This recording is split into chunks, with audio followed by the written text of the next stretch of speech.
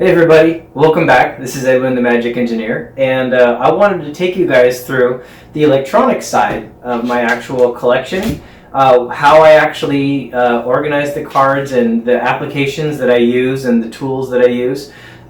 In my last collection video, which I'll link right now, I didn't actually go through the electronic side like too much because I didn't have like the whole setup right for like a good screen capture video tool, but I've actually got that set up now. And so there's two applications that I actually use. One of them is an actual standalone application called MTG Studio, and that's what I'm currently using, but there's been some discussion on whether or not I'm going to actually switch to something else because it hasn't been keeping up as well with like all the newer card updates. And it used to actually do pricing, and I'll show you that when I go to the next section. But the pricing update it's always falling really far behind.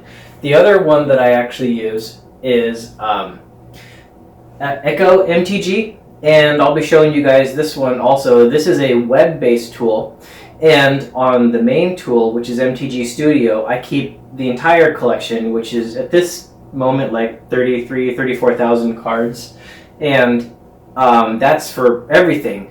But Echo MTG, you have to pay a monthly fee to keep your subscription with it, and based on how much you pay, you actually get to have more or less cards tracked in it. And I can't keep my entire collection in Echo MTG.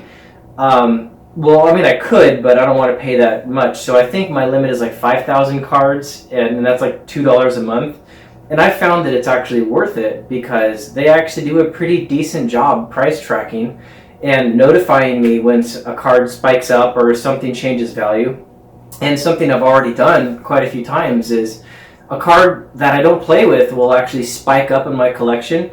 So I'll put it on eBay, I'll sell the card off, and then I'll use that cash to go buy a card that I actually still need but don't yet own any copies of. So it's completely already paid for itself. So at this moment, I only track, where's the number, 1,858 cards of the 5,000 I could in Echo MTG.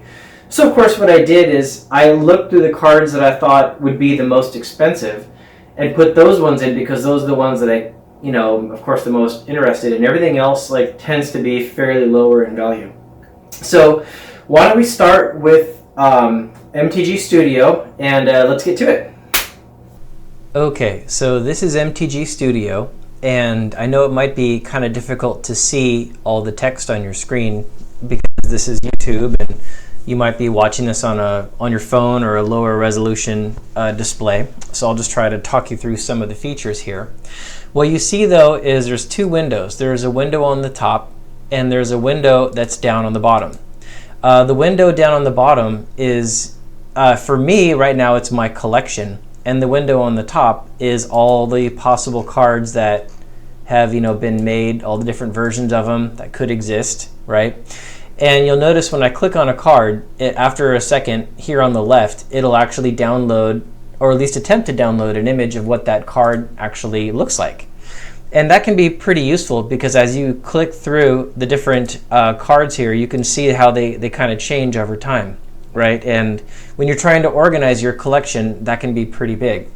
And so down here on my actual collection, on this column right here on the bottom, I don't know if I can't highlight that number. That is the actual number of cards that I have electronically entered into my collection. So at this second, it's 34,158. And if you look on this column here, again, I don't know if you can see the numbers on the screen, but almost everything I have maxes out at 4 cards. I almost never go higher than 4 cards on anything. That's because my entire collection is built around building decks. I'm not so much, I mean, I do like collecting. I love the Magic cards, but my main focus is definitely deck building, and it always has been. So once I have more than 4 of something, unless I really need it and I put it into a lot of decks, I just don't tend to keep more of them and I trade them off. Now all these other columns, like I was mentioning here, these can be really far off. Like the market price, this one, it's actually determined by the app itself. It goes off and collects it. And this used to be decently accurate back in the day, but now it's just really not so much. The sell at value and the buy at those ones aren't, let's see, I'll go down to the bottom, here they all are.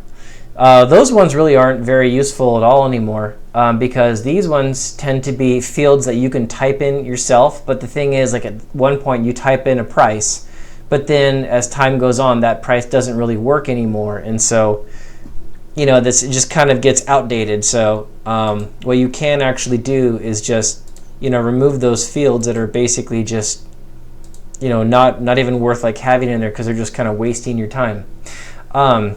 So what will generally happen, like when a new set comes out, is you come up to this top section, and I either hit F3 on my keyboard to pull up the filter, or I come over here and say, let's see, what is it? Filter top, right there under search, filter top F3. And notice here on the bottom is Shift plus F3. So I just learned those hotkeys, and it got real easy to do it. The reason why that's big is, like, if I want to search for something in here, I just F3, great, that's there. Or if I want the bottom one, just Shift F3, and then I can filter those, right? So anyways, let's say I've just bought a bunch of cards in the newest set. So I open up the filter here, and I want to look at editions, and let's say I want to organize them by title, so it's easy to pull them out. And Rivals of Ixalan, here's a category right here. Now, I'm going to first click None to make sure none of these are selected, but then I click Rivals of Ixalan. So these are the only ones that are actually being selected. Now I can go to this next tab called Cards, and you can add to the filter here. Like, let's say I've organized all my Rivals of Ixalan cards, and at the moment I'm going to be putting away or entering electronically just the black cards.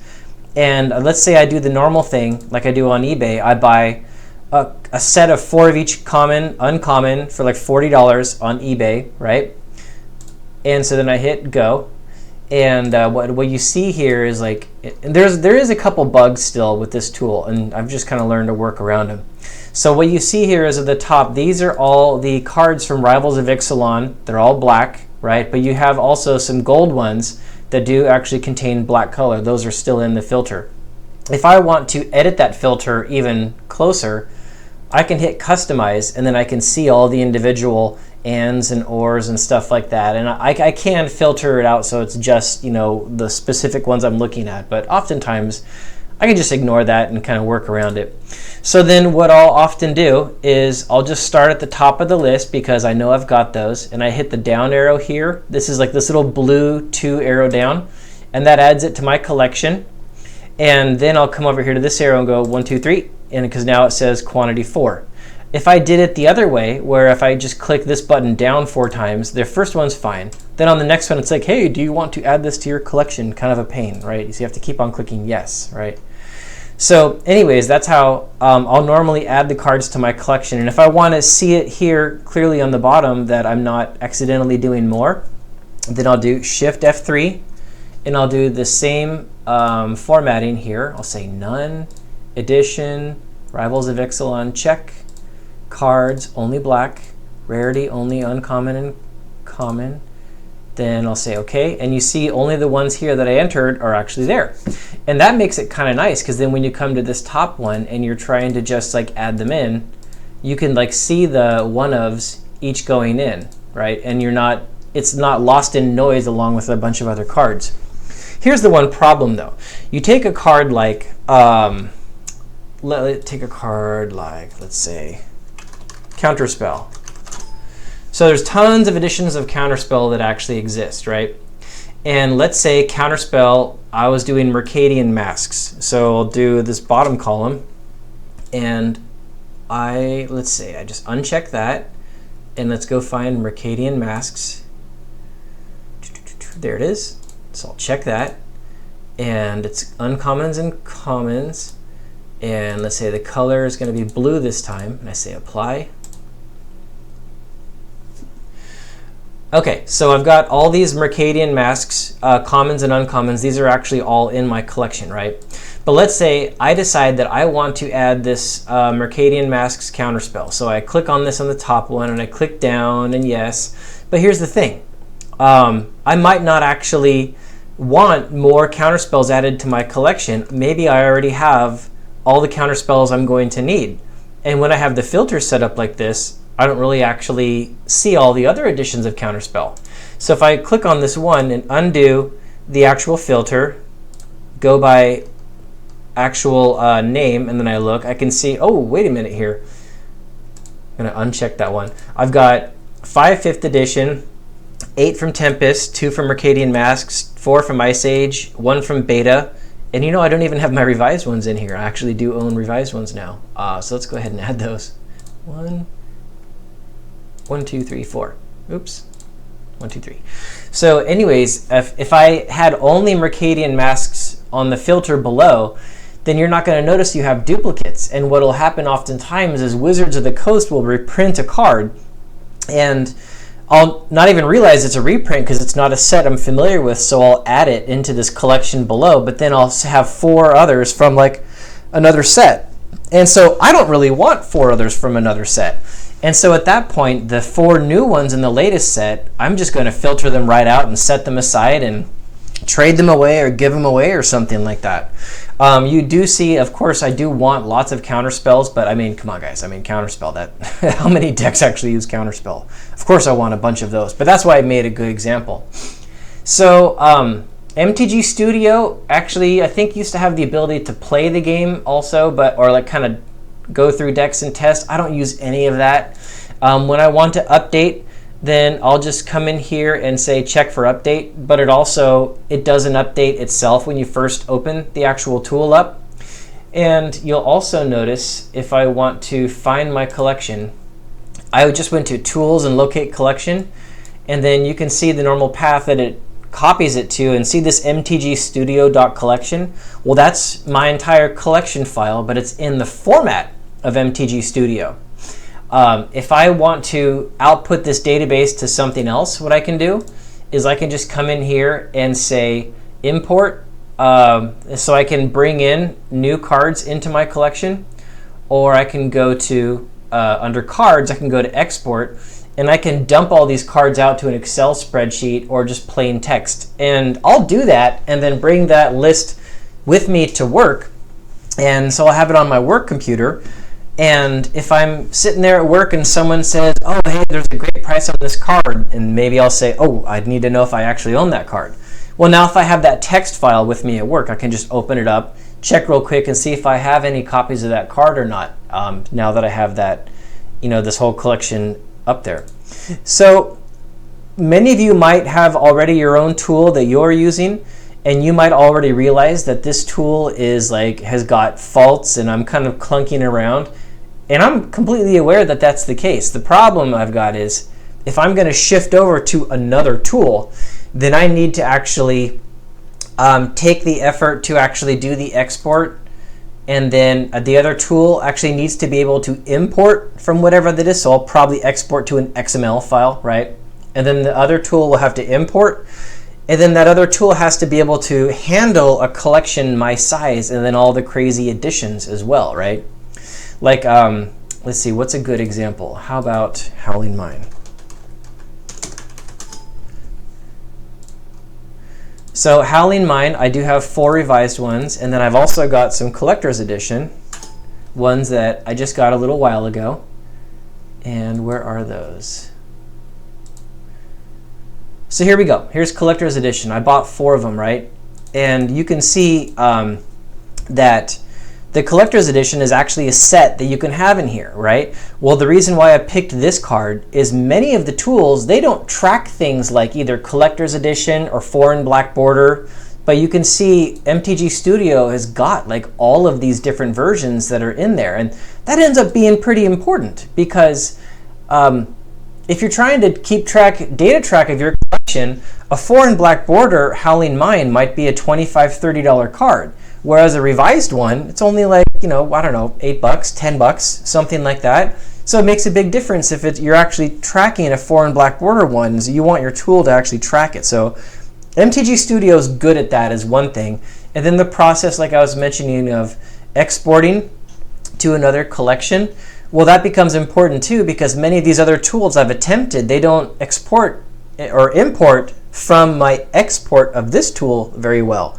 And when you're dealing with a collection of the size of 34,000 cards, if it screws up on like 20% of the cards, dude, that's a lot of cards for me to go through, right? I mean, we're talking like, let me see, let's do the math. That's, there'd be 3,000, 4,000, it'd be like 7,000 cards I'd have to try to go through. But if it was like 20% of the cards didn't update, right? Huge pain in the neck. So that's what stuck me on this one, and eventually I'll probably find a different tool, but at the moment it's just this. So now, why don't we take you guys over to the online tool, which is Echo MTG. Here we go. This is Echo MTG.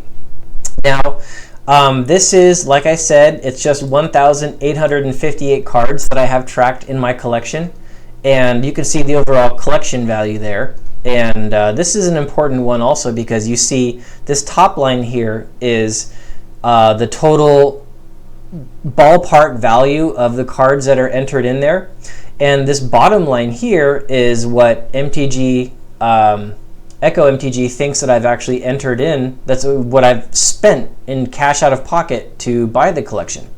Now you see this big drop off here. What happened was I entered a bunch of cards into the tool, and I'll show you guys that in a sec. When you first enter them in, it assumes market price. But a lot of the cards that I bought at a really good price because I bought in bulk. So I had to go into the tool and enter the actual prices I paid, and that dropped it way down. And then this was, let's see, this is October. So this is like right after I bought that, that beta set you guys would see from the other video. Maybe I'll link it above. But then the money spent dropped way down, and then since then, I have been acquiring cards, spending money like over time and just increasing my investment into it, right? Now, one thing that makes it kind of difficult with this tool is when you add cards and remove cards, I mean, you can use the tool to actually say I sold a card and this is how much I sold it for, and it will track all that. But you know, I don't even do that because like I don't care so much to have my overall money spent metric in this tool be loaded up correctly. So this one, it is definitely lower because I've been in this game for a long time and I've bought, sold cards and they've gained value. When I sell, I don't really bother tracking. When I buy them back again, it does track that.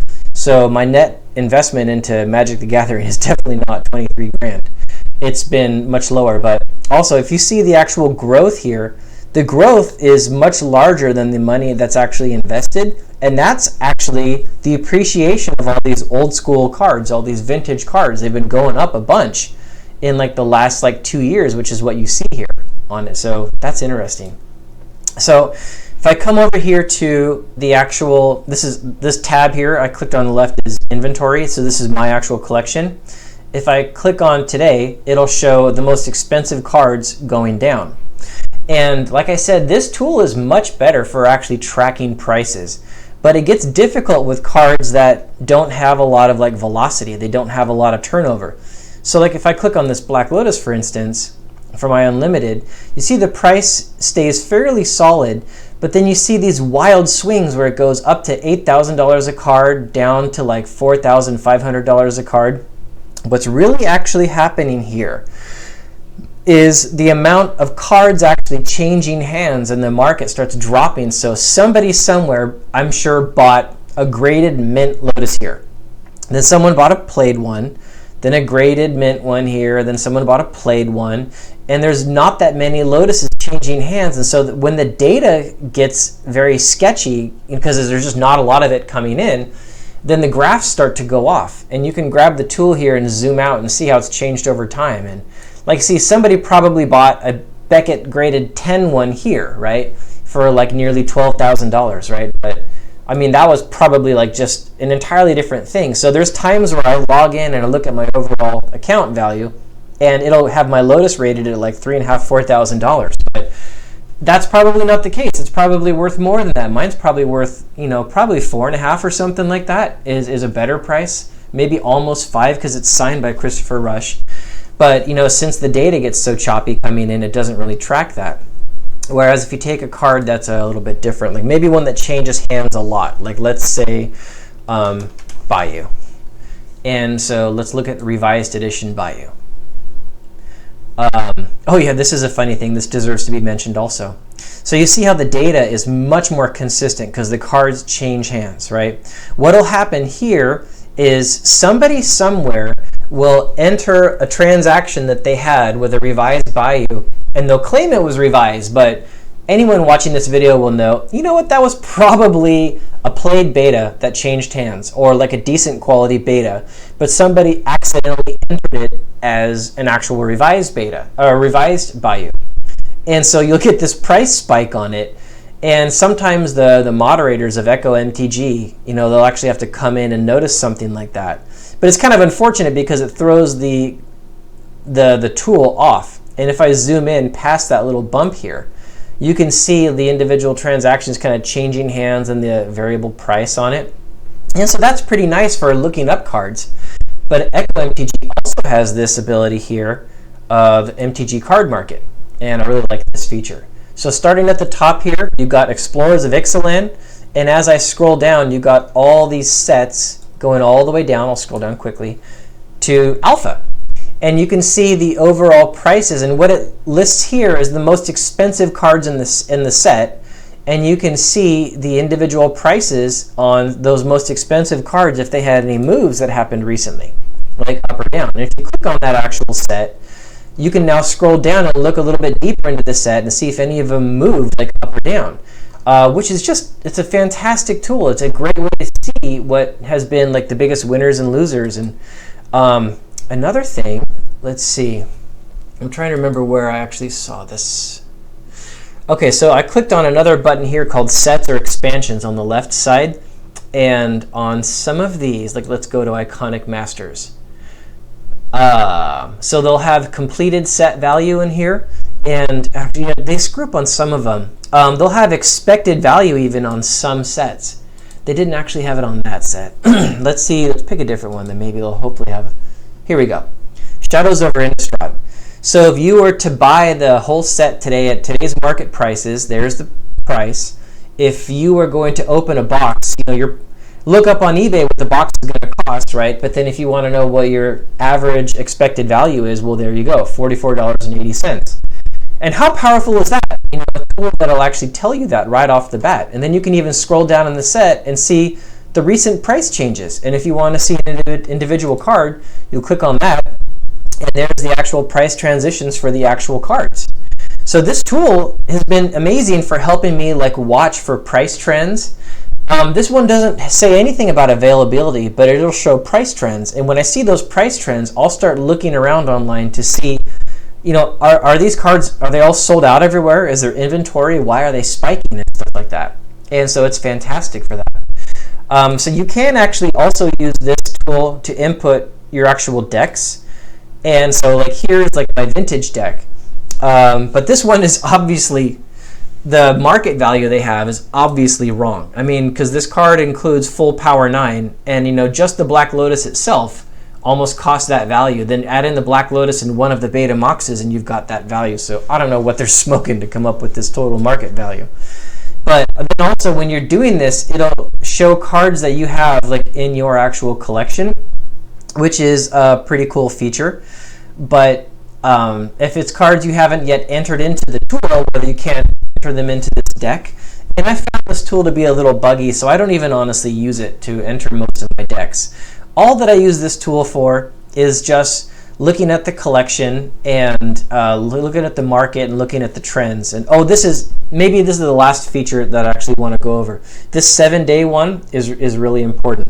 I look at this one a lot because on the 7-day one, I can see Hercule's Recall just had a fairly large move, and it's 303% up for the Antiquities and Expansion, right? In the last 7 days, it's gone up quite a bit. And so I can click on this and see that actual price movement. And hey, there we go. What happened was it didn't actually go up 300%. It was already about that price. Somebody probably entered the price of a revised one accidentally, and now it's back up, but then it shows up as a big price spike again. So another unfortunate thing, this does, I guess actually, let me say that differently. This is good and bad. This tool highlighted something that could have been a potential price spike, but then now that since I was able to use this tool to see the data, I could actually see it was actually somebody else misentering something and throwing that price off, right? So actually that's pretty good because other tools might not have that level of granularity. Oh wow, did this one really go up that much? So let's see about this. Contract from below. This one had a big price spike up and then a big drop down. So somebody probably right here bought a high graded Beckett 10 or something like that. And so they had a real high price, but then the normal transactions probably came back in. So anyways, that's Echo MTG. So it was this tool and MTG Studio. MTG Studio does all my main inventory, and then I use Echo MTG to actually look at the major price trends and see where the cards are going and what I should be doing with my collection, buying or selling or anything else, right? So thanks everyone for watching, and I hope this was informative. I hope this was worth it for all you guys, and have a great day. Bye everybody.